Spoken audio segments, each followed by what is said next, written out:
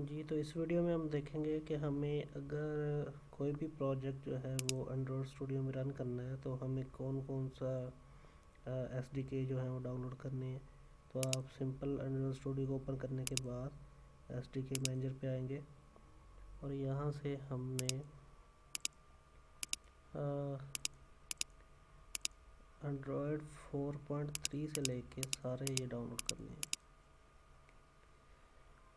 तो ये मेरा ख्याल है बहुत ज़्यादा स्पेस बन जाएगी। ये लोडिंग हो रही है, देख रहा है।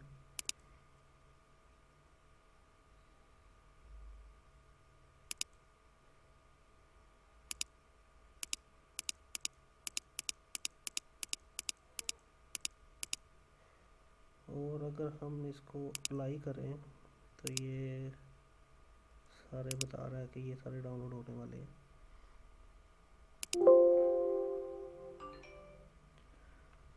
क्योंकि हमने पिछली वीडियो में एंड्रॉयड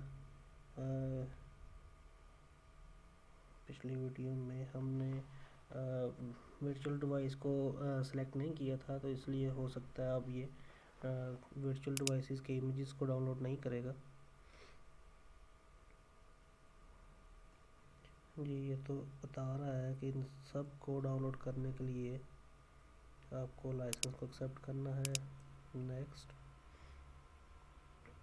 और ये इन सब को डाउनलोड करना शुरू कर देगा। इस पे काफ़ी टाइम लगेगा, इसलिए इसने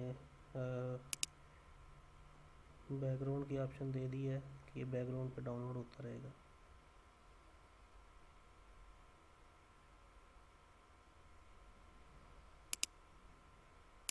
ओके,